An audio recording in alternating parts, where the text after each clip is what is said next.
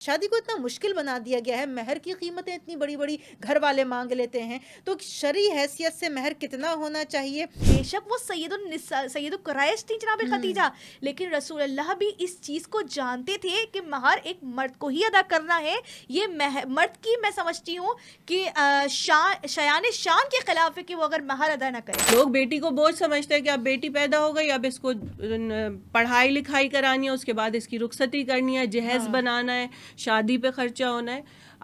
آپ نے یہ کلیہ دے دیا کہ دیکھو جو لڑکا اس کو حق مہر دے گا نا وہ پہلے دے دے، اور اسی کے اس حق مہر کے پیسوں سے آپ اس کو جہیز دے دیں. جب والدین اپنی بیٹی کے لیے کسی خاون کو تلاش کرتے ہیں تو وہ یہ بھی تلاش کریں کہ اس کے اندر خوف خدا یعنی تقویٰ پایا جاتا ہے یا نہیں پایا جاتا. بہترین بیوی کی کیا کیا خصوصیات ہونی چاہیے، کن چیزوں کو زیادہ دیکھنا چاہیے، کن چیزوں کی زیادہ ہم کو اہمیت ہونی چاہیے اپنی نظر میں؟ وہ ذلیل کیا جاتا ہے، اس کو حقیر سمجھا جاتا ہے. لوگ یہ بھول جاتے ہیں کہ ان کے گھر میں بیٹی ہے، وہ خود ایک عورت ہے. بس وہ یہ دیکھتے ہیں کہ ایک عورت کا گھر اجڑا ہے، اجڑی ہوئی عورت کو یا جس کا گھر اجڑ رہا ہے اس کو مزید تکلیفیں دنیا دینا شروع ہوتی ہے.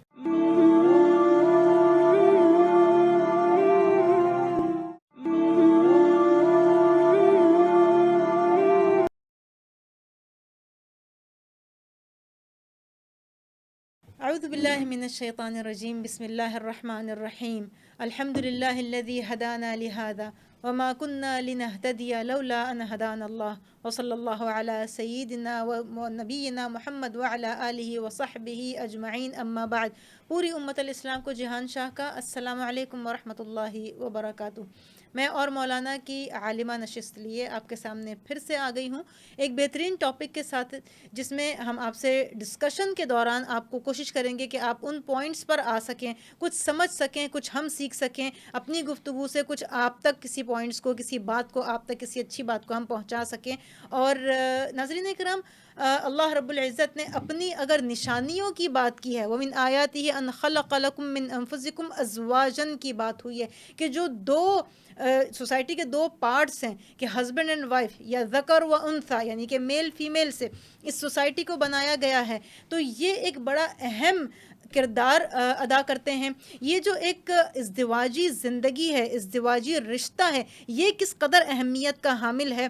قرآن میں جا بجا آپ یہ دیکھیں کہ بے پناہ آیات آئی ہیں جن میں یہ ازدواجی جو تعلق ہے یہ حیوانات میں بھی ہے، نباتات میں بھی ہے، یہ انسانوں میں بھی ہے، یہ جنات میں بھی ہے، اور یہ نسل کی افزائش کے لیے یہ اس رشتے کی جو ہے وہ اہمیت ہمیں نظر آتی ہے، معاشرے کی تکوین کے لیے اس کی اہمیت نظر آتی ہے. اور اگر آپ اپنی زندگی میں کسی بھی چیز کو چوز کر رہے ہوتے ہیں تو آپ بڑا کینلی آبزرو کر کے، بڑا آپ جو ہے نا وہ چوزی ہوتے ہیں، آپ کی بہت ساری ڈیمانڈز ہوتی ہیں، آپ کی بہت ساری ایکسپیکٹیشنز ہوتی ہیں. اگر آپ ایک چھوٹی سی کوئی چیز کو کسی بازار سے لینے کے لیے بھی جاتے ہیں تو اس میں بھی آپ کی بڑی اپنی ایک رائے ہوتی ہے، ایک ڈیزائر ہوتی ہے جس کے تحت آپ کو جو ہے اس سامان کو لینا ہوتا ہے. تو اگر یہی چیز آپ اپنی زندگی میں اس حوالے سے دیکھیں کہ اگر آپ اپنے اسپاؤس کا سلیکشن کر رہے ہیں یا آپ کے گھر والے آپ کے لیے سلیکشن کر رہے ہیں، آیا کہ وہ بیوی کا سلیکشن ہو رہا ہے یا شوہر کا سلیکشن ہو رہا ہے، دونوں فریق کس طرح سے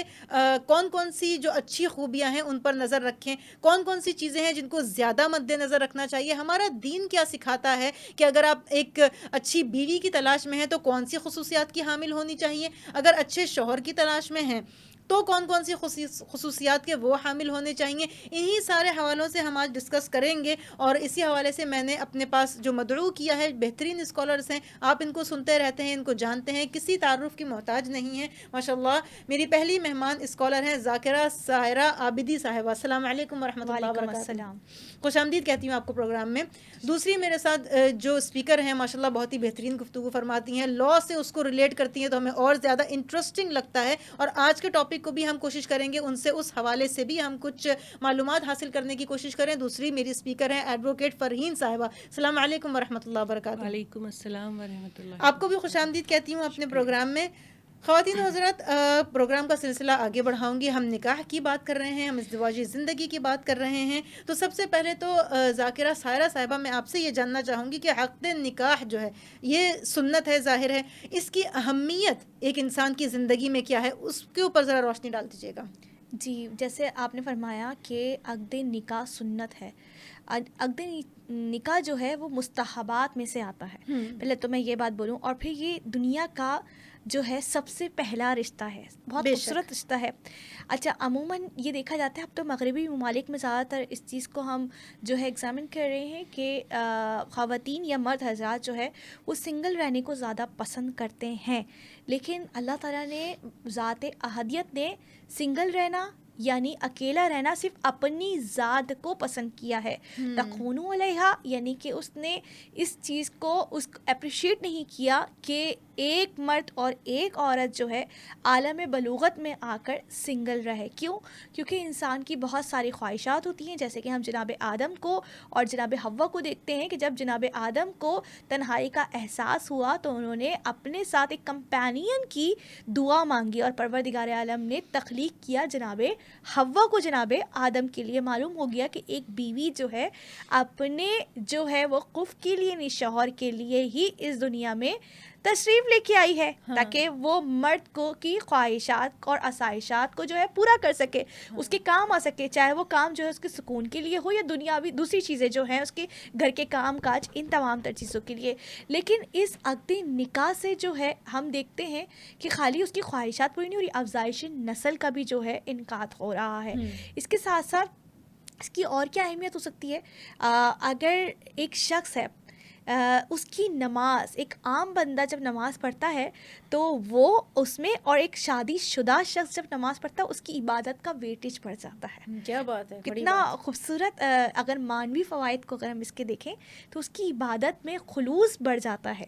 کہا جاتا ہے کہ شادی انسان کے ایمان کو مکمل کر دیتی ہے. کیا بات ہے, کیونکہ اب اگر اس کے ساتھ اس کی زوجہ ہوگی تو وہ بے راروی کی طرف گامزن نہیں ہوگا. بالکل اس کے جو خیالات ہیں, برے خیالات, جسے ہم کہہ سکتے ہیں وہ سوء ظن کی طرف یا ایسے خیالات جو اس کو گناہ کی طرف گامزن کریں, اس سے بچ جائے گا. دیکھیں, ایک تو طریقہ کار یہ ہے کہ وہ شادی کر لے, لیکن اگر وہ استطاعت نہیں رکھتا, میں مزید پروگرام میں آگے بتاتی رہوں گی, تو وہ روزے رکھ کر بھی اپنے اوپر قابو پا سکتا ہے. لیکن اگر اپنے آپ کو رشتہ ازواج میں جو ہے منسلک کر دیتا ہے تو نہ کہ اللہ اس کی عبادات میں خلوص پیدا کر دیتا ہے, لطف پیدا کر لیتا ہے, یا اس میں برکات پیدا کر دیتا ہے, اس کو بڑھا دیتا ہے, بلکہ اس کی زندگی میں رزق کی تنگی کو بھی مکمل یعنی بڑھاتا ہوا نظر آتا ہے. نصیب جوڑ رہا ہے اور تو غنی کر دیتا ہے پروردگار عالم. سبحان اللہ, بہت ہی بہترین انداز سے آپ نے اس کو بتا دیا کہ عقد نکاح کی جو اہمیت ہے وہ کیا ہے. وہ معاشرے کی تکوین کے لیے ضروری ہے, وہ جو اولاد کی افزائش ہے اس کے لیے ضروری ہے, نسل کی پاکیزگی کے لیے بہت زیادہ ضروری ہے کہ ایک باپ کا نام, ایک باپ کی سرپرستی اور ایک پورا خاندان کی جس طرح سے تکوین ہوتی ہے اس کے لیے یہ بہت زیادہ ضروری ہے.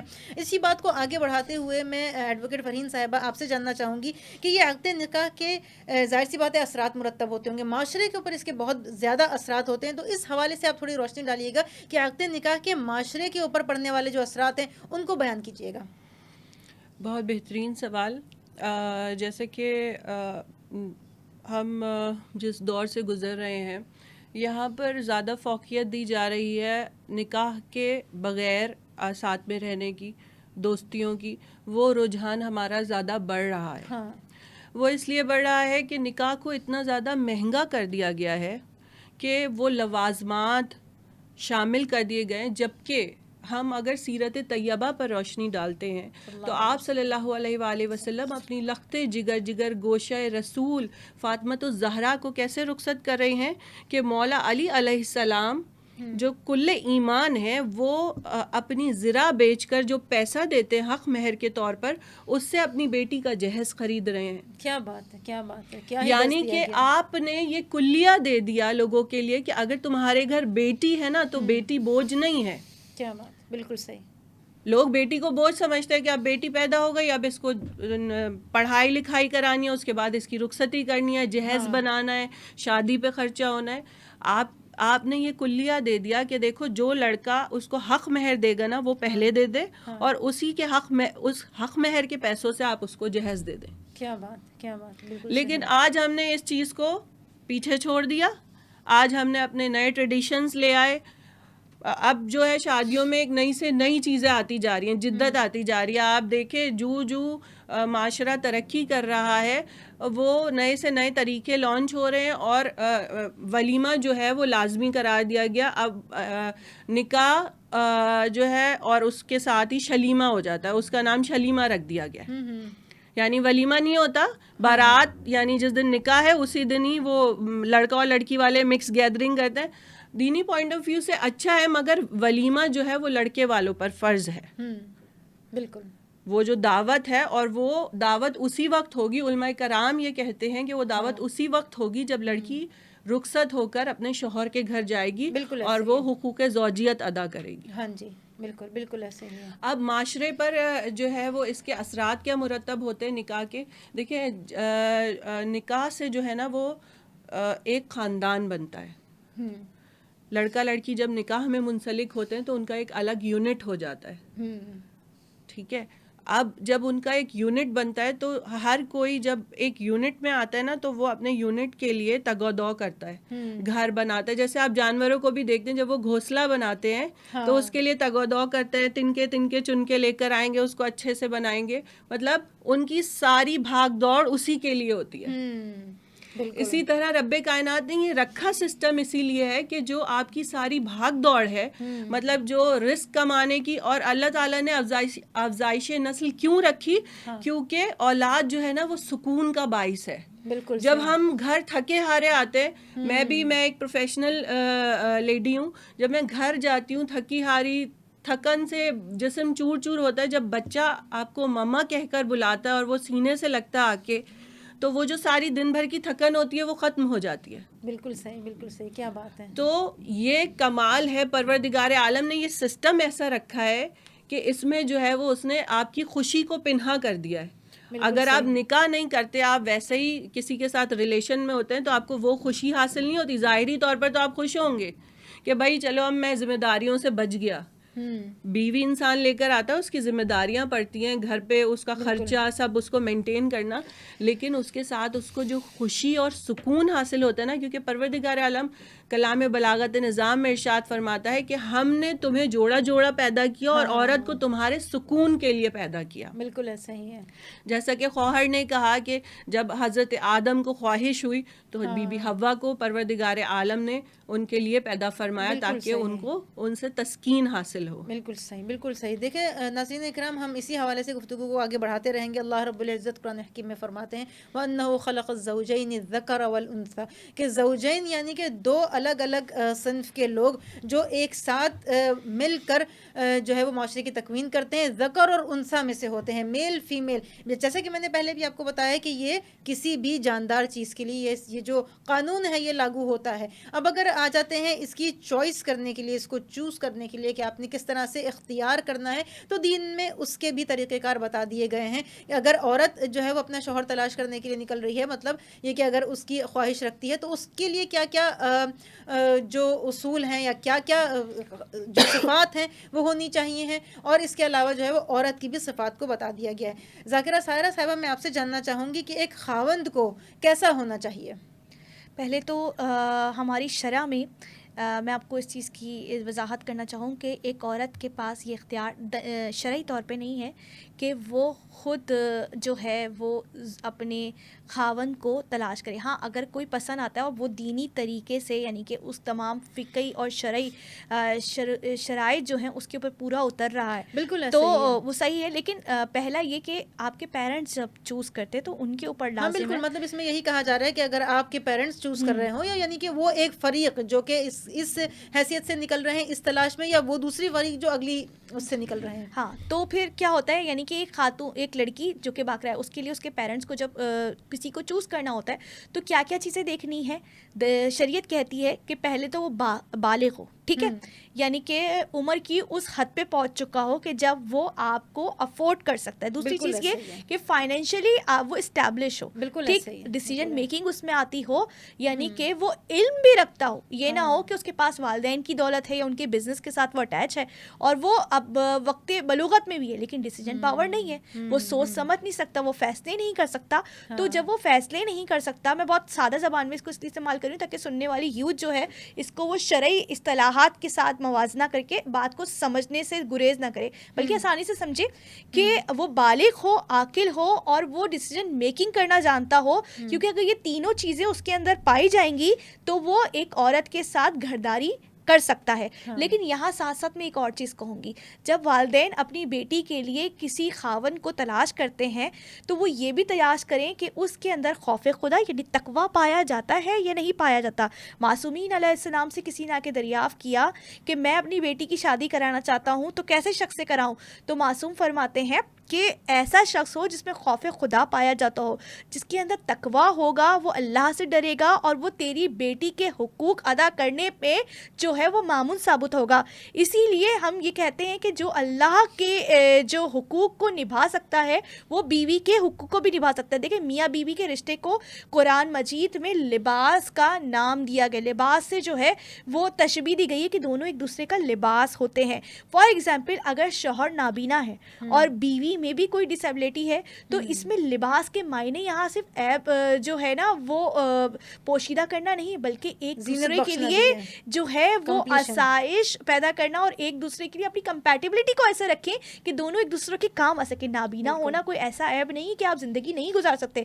اگر شوہر کے پاس آنکھیں نہیں تو بیوی اس کی آنکھ بن جائے، اگر بیوی کے پاس ٹانگیں نہیں ہے، کوئی ایسی ڈسیبلٹی ہے تو شوہر اس کا جو ہے وہ ایسا سامان بن جائے، اس کو ایسی کمپنی دے کہ اس کو ان چیزوں کی ضرورت نہیں اگر آپ نے اسے چوز کر لیا. کیونکہ ابھی اگر ہم یہ دیکھتے ہیں کہ وہ شخص جو ہے وہ مکمل ہے، اس میں کوئی ڈسیبلٹی نہیں، لیکن آفٹر میرج کوئی آپ کے پاس گارنٹی تو نہیں ہے کہ ماں باپ نے ایک مکمل وجود کے ساتھ آپ کو ایک خاون ڈھونڈ کے دیا اور آپ نے خاون کے کاشانے میں جب قدم رکھا تو وہ آپ کو تمام طرح آسائش دے رہا ہے، لیکن بعد میں اس کی کہیں جاب چھوٹ جاتی ہے. یہاں آنکھ جانے سے مطلب یہ بھی ہو سکتا ہے کہ اس کی جاب چھوٹ جاتی ہے، اللہ نہ کرے کوئی ایکسیڈنٹ میں مبتلا ہو جائے تو ایک بیوی کو اس کا سہارا بننا چاہیے، نہ کہ یہ کہ جب والدین نے ڈھونڈ کے دیا تو وہ ایک اعلیٰ عہدے پہ جو تھا وہ گامزن تھا. اب آہستہ آہستہ بچوں میں، کیونکہ یہ جو دور ہے بڑا نفسا نفسی کا دور ہے اور یہ ہم دیکھ رہے ہیں ہوم ٹو ہوم یہ ایگزامن کر رہے ہیں، اور میرے خیال سے میرے ساتھ خواہر ہیں اور وہ بھی دیکھتی ہوں گی کہ کورٹ میں ایسے جو کیسز ہیں وہ بڑے ایگزامن ہو رہے ہیں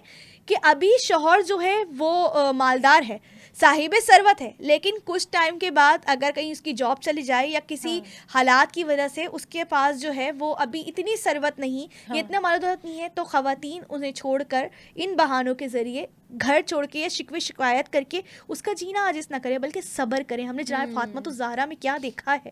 صبر دیکھا نا کہ مولا متقیان سے جب رسول اللہ نے کہا کہ آپ نے میری بیٹی کو کیسا پایا تو رسول صلی اللہ علیہ وسلم کے جواب میں مولا کائنات فرماتے ہیں کہ میں نے اللہ کی عبادت میں فاطمہ الزہرا کو بہترین شریک حیات پایا. یعنی کہ زوجہ تو ایسی ہونی چاہیے کہ مرد اگر زندگی گزار رہا ہے اس کی دنیاوی کام میں اس کی مددگار ثابت نہ ہو، یعنی اس کو آرام آسائش اور اس کی چیزوں کا خیال نہ رکھے بلکہ اللہ کے دینی معاملات میں بھی اس کے لیے معاون ثابت ہو. اسی طریقے سے جب زوجہ سے پوچھا جاتا ہے، یعنی جناب فاطمہ الزہرا سے پوچھا جاتا ہے کہ آپ نے علی کو کیسا پایا، تو جناب فاطمہ الزہرا بھی کہتی ہیں کہ میں نے اللہ کی جو کام ہے، کام شریعت ہے، ان کو نبھانے کے لیے علی کو بہت زیادہ معاون پایا. اور حقیقت یہ ہے کہ اگر ایک شوہر وہ دیندار نہیں ہے تو عورت اپنا دین کیسے لے کے چلے گی؟ تو دونوں کے لیے لازم ملزوم ہے کہ اگر عورت کو اور مرد کو دین و دنیا کو عبور کرنا ہے تو اپنے کف کو، اپنی زوج کو اپنے مزاج کی طرح ڈھونڈے. کیا بات ہے، بہت ہی بہترین مدلل جواب آپ کی طرف سے آیا. تو ناظرین اکرام، جس طرح سے کہا جا رہا ہے کہ شوہر اور بیوی ایک دوسرے کا لباس ہیں، لباس زینت کے لیے بھی ہوتا ہے، عیب کو چھپانے کے لیے بھی ہوتا ہے، کمپلیشن کے لیے بھی ہوتا ہے، ساتھ دینے کے لیے بھی ہوتا ہے اور اس ضرورت کو پورا کرنے کے لیے بھی ہوتا ہے.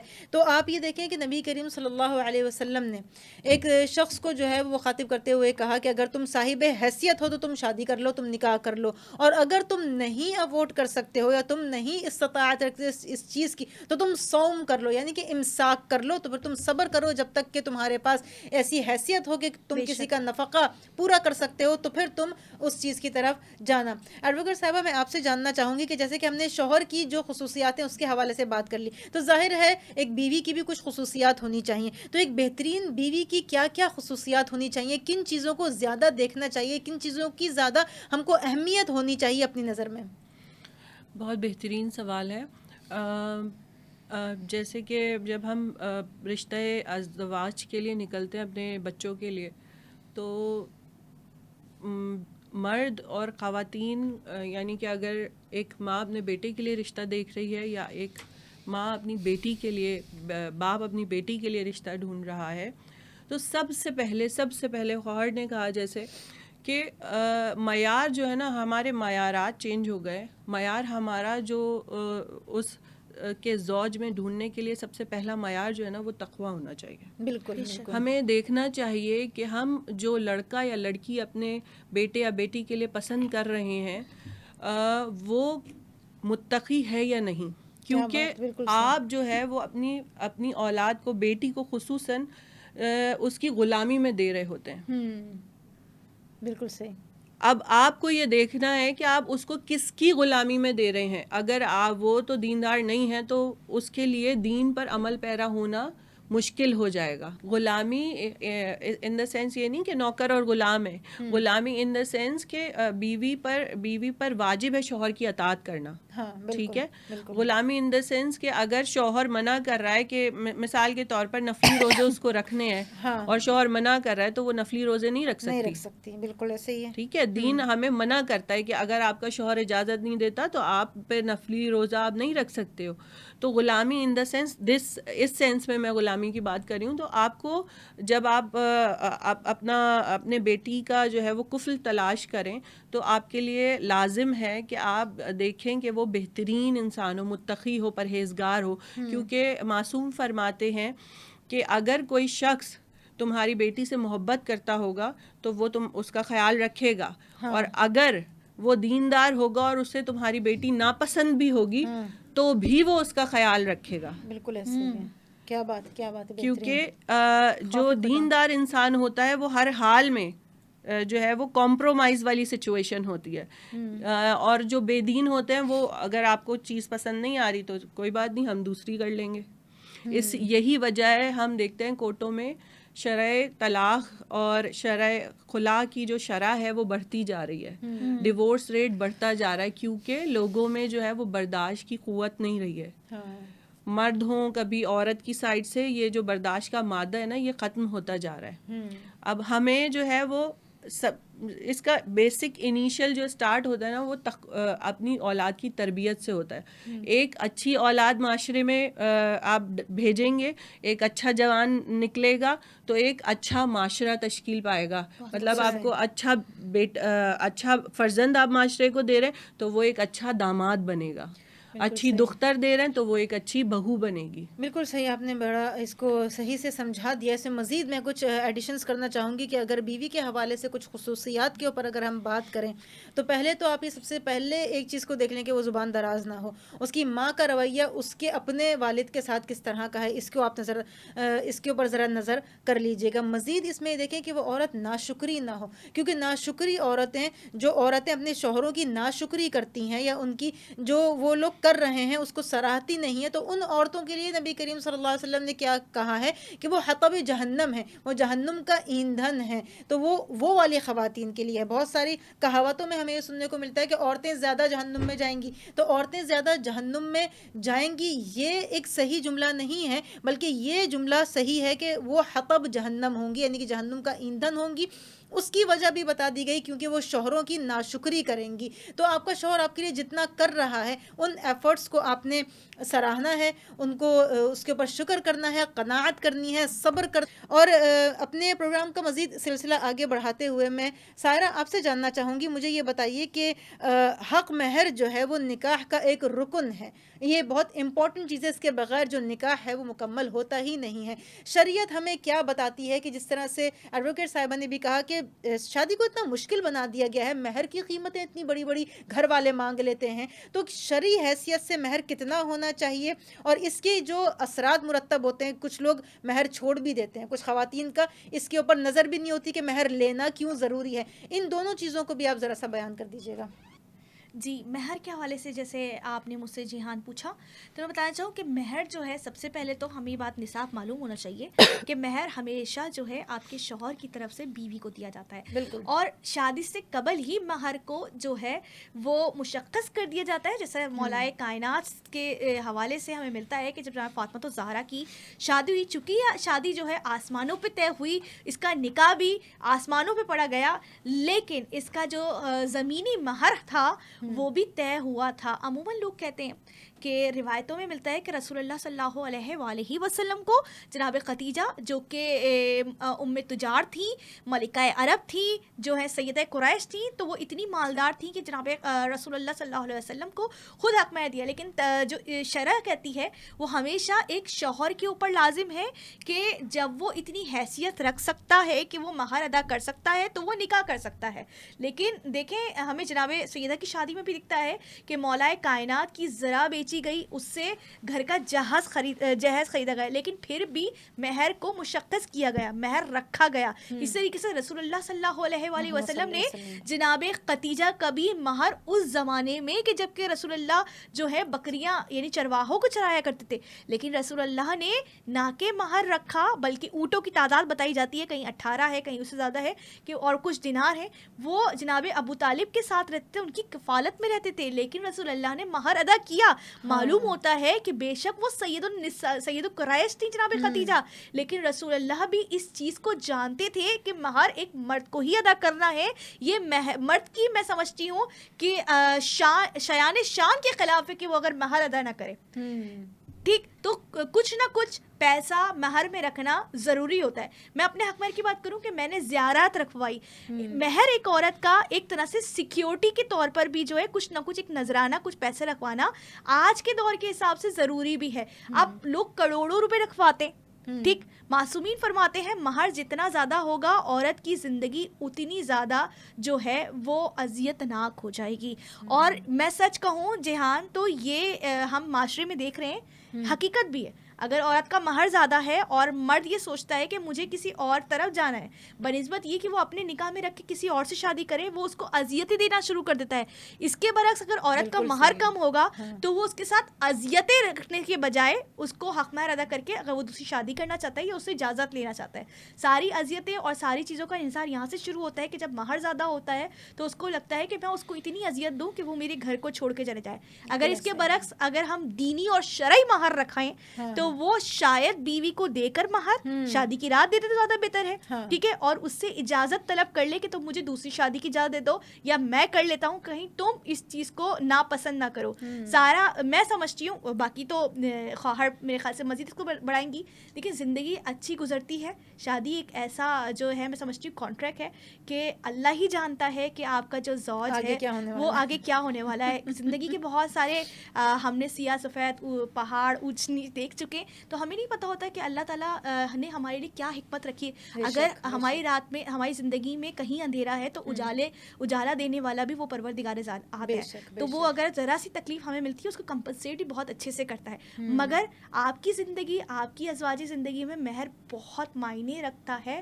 اس کو رکھنا بھی ضروری ہے، لیکن اس کو دینی طریقے سے رکھیں گے تو شاید زندگی اچھی گزر سکے. کیا بات ہے، بہت ہی بہترین. ناظرین اکرام، اگر نبی کریم صلی اللہ علیہ وسلم کی تعلیمات کو دیکھا جائے تو نبی کریم صلی اللہ علیہ وسلم نے فرمایا کہ وَلَوْ خَاتَمًا مِّن فِضَّةٍ، چاندی کی ایک انگوٹھی ہی کیوں نہ ہو تو یہ کم سے کم چیز آ گئی ہے. اور زیادہ سے زیادہ میں اسراف سے بچتے ہوئے آپ کوئی مخصوص رقم رکھ سکتے ہیں جو کہ بہت زیادہ تکلفہ بھی نہ ہو شوہر کے اوپر، اور جو عورت ہے اس کی تذلیل بھی نہ ہو، اس کی وقار کو بھی آپ مد نظر رکھتے ہوئے ایک ایسی رقم محدد کریں جو کہ اس کے اسٹیٹس کو بھی تھوڑا بہت میچ کرتی ہو. یہ بھی نظر میں رکھنا بہت زیادہ ضروری چیز ہے. سیدہ فاطمہ الزہرا سلام اللہ علیہ رضی اللہ عنہا وارضاہا، ان کا مہر جو ہے وہ 400 دینار تھا، اور سیدہ خدیجہ الکبریٰ کا بھی جو مہر ہے وہ لگ بھگ اتنا ہی تھا. تو اس سے بھی ہمیں ایک میسج مل جاتا ہے کہ آج کے دور میں میرا یہ خیال ہے کہ لگ بھگ 1.5 سے 2 لاکھ کے درمیان یہ روپے میں اگر آپ اس کو دیکھیں، اگر ایویلویٹ کریں تو اتنا بن جاتا ہے. اگر میں کہیں پر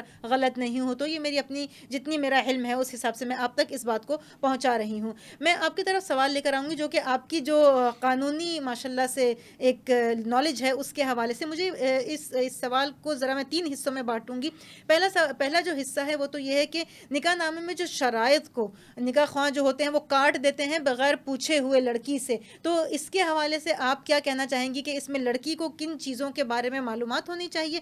ایک چیز تو یہ. اور اگر کوئی ناکام ریلیشن شپ ہے اس کو زبردستی اگر مرد کی طرف سے سے کیونکہ زیادہ تر ایسا ہوتا ہے کہ مرد کی طرف سے کھینچا جا رہا ہوتا ہے, مرد جان نہیں چھوڑ نہیں رہا, آپ کو آزاد نہیں کر رہا ہے, آپ کو طرح طرح کی, جیسا کہ محترمہ نے بھی کہا کہ بہت طرح طرح کی تکالیف بھی دے رہا ہے کہ اس کو مہر نہ دینا پڑے, یا کوئی اپنی اس کی ایک انا ہے جس کی وجہ سے وہ یہ چاہتا ہے کہ نہیں جی مجھے چھوڑ کے کیسے جا سکتی ہے, اس طرح کی چیزیں. تو اس کے اوپر جو قانون ہے, کیونکہ یہ ملک اسلامی ملک ہے, اسلامی قوانین کا نفاذ ہے کسی حد تک, تو یہ ہے کہ اس کو ہم کس طرح سے دیکھتی ہیں آپ؟ بہت اچھا سوال ہے. دیکھیں, جو حق مہر ہے, سب سے پہلے اس کو ڈیفائن کر دوں. حق مہر جو ہے وہ 2 صورتوں میں ہوتا ہے. حق مہر معجل ہوتا ہے اور مہر موجل ہوتا ہے. یعنی ایک وہ مہر ہے جو جب زوجہ طلب کرے گی وہ شوہر کو اس وقت ادا کرنا ہے, چاہے وہ عروسی کی رات ہی کیوں نہ ہو. بالکل. اور دوسرا مہر جو ہے یعنی کہ عند الطلب واجب الادا, اور دوسرا مہر جو ہے وہ جب وہ مناسب سمجھے, اس کے حالات ہوں ایسے, تو وہ اسے دے سکتا ہے زندگی کے کسی بھی حصے میں. اور اگر خاتون یہ چاہے کہ وہ اپنے شوہر پر بار نہیں ڈالنا چاہ رہی تو وہ اسے مہر معاف بھی کر سکتی ہے. ہاں بالکل. اچھا, ہمیں مہر کے سلسلے میں ہمیں ایک واقعہ نظر آتا ہے. ایران میں ہم دیکھتے ہیں ایک ڈاکٹر شادی شدہ جوڑا جو ہے وہ جب شادی کرتے ہیں تو وہ اتنا بہترین مہر مقرر کرتے ہیں, 313 مریضوں کا وہ مفت علاج کریں گے. اچھا. اور یہاں پاکستان میں کراچی میں ہمارا ایک ایڈوکیٹ کپل نے شادی کی, یعنی کہ میاں اور بیوی دونوں ایڈوکیٹ ہیں, اور وہ کرمنل سائٹ پہ پریکٹس کرتے تھے. تو انہوں نے اپنا حق مہر یہ مقرر کرایا کہ ہم 300 یا 400 جو ہے وہ کرمنلز, مطلب جو بے گناہ قید ہیں, ان کو جو ہے وہ قید سے رہائی دلائیں گے. کیا بات ہے, زبردست, کیا میسج دیا آپ نے, بہترین. تو یہ ہماری تربیت ہے. ہاں بالکل, یہ تربیت ہے. دیکھیں, نہ لڑکے پر بار آیا, نہ لڑکی پر بار آیا, اور ایک دینی کام بھی سر انجام دے دیا انہوں نے. بالکل بالکل. مطلب غربا جو اس چیز کو افورڈ نہیں کر سکتے, ان کی فیسز کو انہوں نے ان کا مفت علاج کر دیا. کیا بات ہے, بالکل صحیح.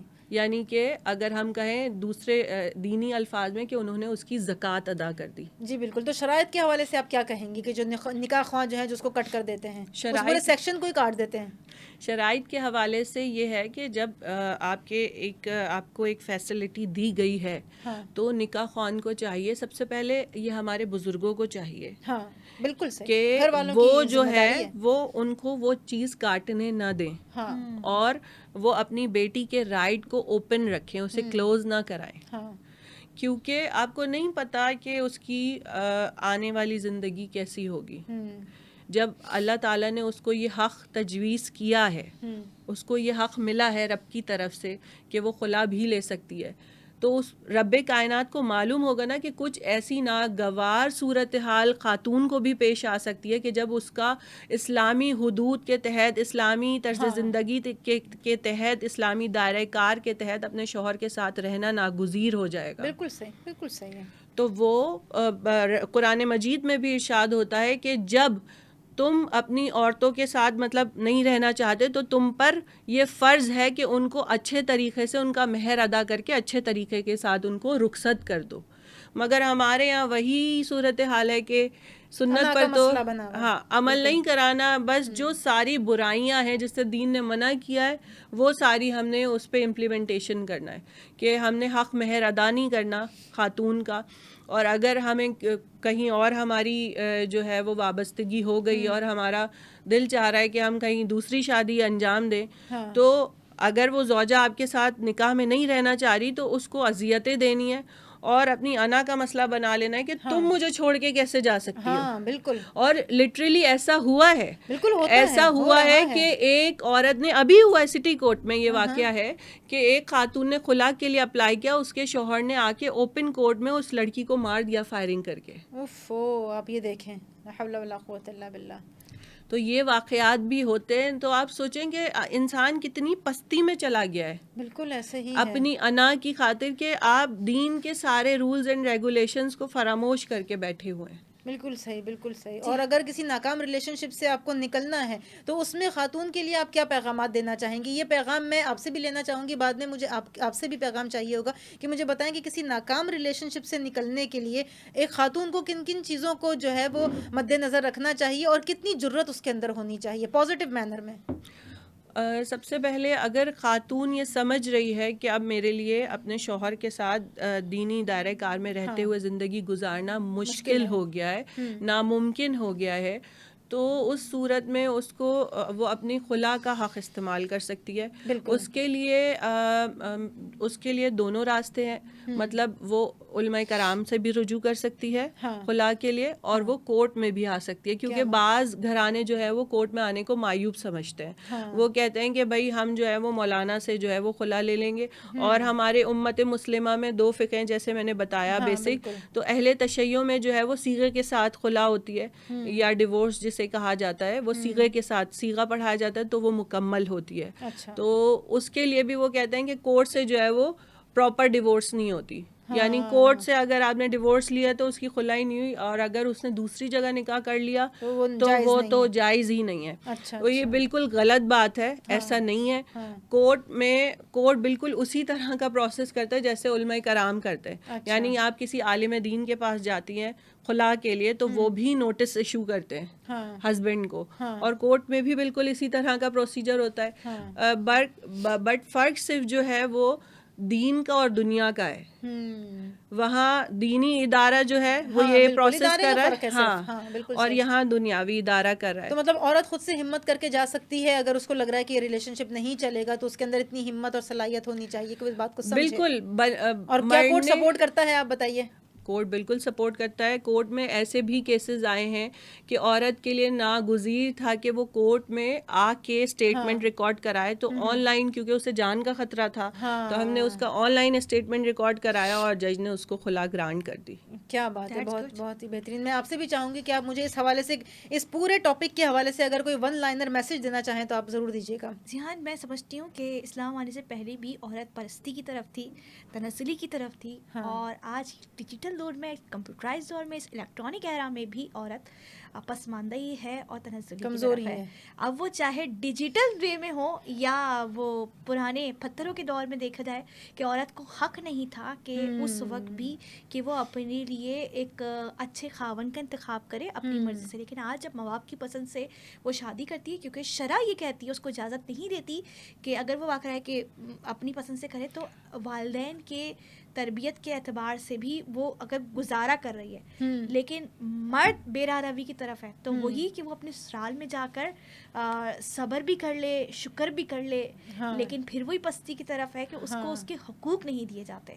آپ بھی اس چیز کو جانتے ہیں کہ معاشرے میں جھوٹ اور ڈفرینٹ چیزوں کے ذریعے کس طریقے سے رشتے طے کیے جاتے ہیں، اور پھر ان کے ساتھ جو ہے وہی صبر و شتم کیا جاتا ہے، اور عورت کو اجازت نہیں ہے کہ وہ اپنے پاس سے آواز اٹھائے، منع کرے. تو ان خواتین کو کیا میسج دینا چاہیں گی آپ؟ جی، تو میں اگر یہ بات کہوں کہ شرع بھی ہمیں یہ حکم دیتی ہے کہ آپ اپنے حق کو جانیں، اور اس کے حوالے سے آپ ڈسکس کریں فیملی میں. آواز اٹھانے کا مطلب یہ نہیں کہ آپ شوہر کی تذلیل کریں، ٹھیک ہے، اس کو مطلب بات کو مزید گھر سے گھر، دوسرا گھر، تیسرا گھر، اس طرح بڑھتی رہتی ہے نا. تو ایک عورت کو اپنی عزت کا خود لحاظ ہوتا ہے، عورت ہی مرد کا لباس ہوتی ہے. تو وہ کوشش کرتی ہے کہ وہ اپنے جو سرکمٹینسز ہیں ان کو اپنی فیملی میں ڈسکس کرے. لیکن اگر وہاں سے معاملہ طے نہیں ہو رہے، جو عموماً دیکھا جاتا ہے، تو پھر دوسرا راستہ کیا ہوتا ہے، ایک عورت کے پاس وہ اللہ سے توکل کرے. یہ میرا ذاتی تجربہ ہے کہ اللہ وہ راستے، وہ اسباب مہیا کرتا ہے جو آپ کے لیے سب سے بہترین ہے. لیکن یہاں پر ایک جملہ میں ضرور دینا چاہوں گی. جب ایک عورت کا گھر اجڑتا ہے، آپ جانتے ہیں کہ اس نے اپنے تمام تر شرعی تقاضوں کو پورا کیا ہے. ہمارے پاس سوسائٹی سے جو اس کی تنزلی اور اس کی مطلب پسماندگی کی طرف اس کو لے کے جایا جاتا ہے، اس کو ذلیل کیا جاتا ہے، اس کو حقیر سمجھا جاتا ہے. لوگ یہ بھول جاتے ہیں کہ ان کے گھر میں بیٹی ہے، وہ خود ایک عورت ہے. بس وہ یہ دیکھتے ہیں کہ ایک عورت کا گھر اجڑا ہے، اجڑی ہوئی عورت کو یا جس کا گھر اجڑ رہا ہے اس کو مزید تکلیفیں دنیا دینا شروع ہوتی ہے. ٹھیک، تو لہٰذا اپنے دیکھیں اسلام بھی جو ہے وہ کسی اور کے مسئلے مسائل میں پڑھنے کو اچھا نہیں سمجھتا. ہاں، اگر اس کی بہتری نہیں کر سکتے تو آپ برا بھی نہ کریں. لہٰذا میں ایک عورت کو یہ پیغام دوں گی، ہاں اپنے حق کو جانیں، لیکن اللہ سے توکل اور اللہ سے اپنے رشتے کو مضبوط کر لیں. بالکل صحیح، تمام راستے آسان. جزاک اللہ خیر. جی، اگر آپ کچھ میسج دینا چاہیں تو آپ بھی ضرور دیجیے. میں بس یہاں پر ایک ان کی بات کو کنٹینیو کرتے ہوئے ایک میسج یہ دینا چاہوں گی کہ رشتے کے چوزن پاور جو ہے نا وہ لیڈی کو دی گئی ہے. بالکل ایسا ہی ہے. اگر ہم دیکھتے ہیں مولا کائنات علی ابن ابی طالب اور بی بی فاطمۃ الزہرا سلام اللہ علیہ کے ازواج کو، تو رسول صلی اللہ علیہ وسلم کو پتہ ہے کہ یہ رشتہ آسمان پر طے شدہ ہے، بالکل مگر ایسے ہی ہے، دنیا والوں کو بتانے کے لیے سکھانے کے لیے، بی بالکل بی فاطمۃ الزہرا سلام اللہ علیہ سے آ کے پوچھتے ہیں ہاں کہ اے میری لخت جگر، علی سے آپ کا رشتہ آیا ہے، آپ کی کیا مرضی ہے؟ تو یہ دنیا والوں کو بتانے کے لیے ہے کہ آپ سیکھیں کہ آپ جب اپنی بیٹی کا رشتہ طے کرنے لگیں تو لازمی اس سے پوچھیں اس کی رضا کیا ہے. ہاں بالکل ایسا صحیح. نہیں ہے کہ بیل بکری ہے کہ جس کھوٹے سے چائے اٹھا کے باندھ آپ دیا. اس کو باندھ دیں. بالکل بہت ہی بہترین بات، بہت ہی بہترین انداز سے گفتگو فرمائی آپ نے ذاکرہ سائرہ صاحبہ، آپ کی بھی آمد کا بہت بہت شکریہ. ایڈوکیٹ فرحین صاحبہ آپ کا بھی بہت بہت شکریہ آنے کا.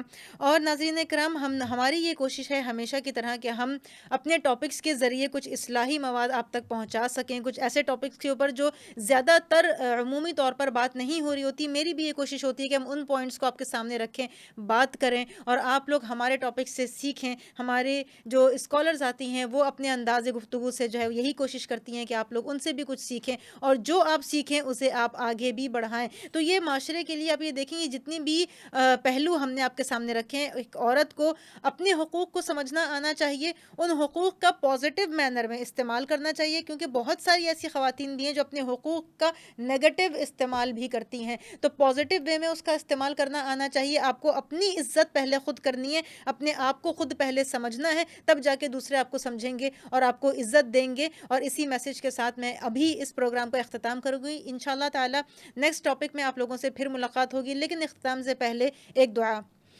اعوذ باللہ من الشیطان الرجیم، بسم اللہ الرحمن الرحیم. رب هب لي حکما والحقنی بالصالحین واجعل لي لسان صدق في الآخرین واجعلنی من ورثۃ جنت نعیم آمین. اے اللہ مجھے ولایت بخش اور میرا الحاق صالحین کے ساتھ کر، اور میرا ذکر آنے والے لوگوں میں صدق کے ساتھ فرما، اور مجھ کو وارثین جنت نعیم میں سے فرما. آمین یا رب العالمین. مجھے اجازت دیجیے گا، انشاءاللہ تعالی پھر ملاقات ہوگی. والسلام علی من اتبع الہدی.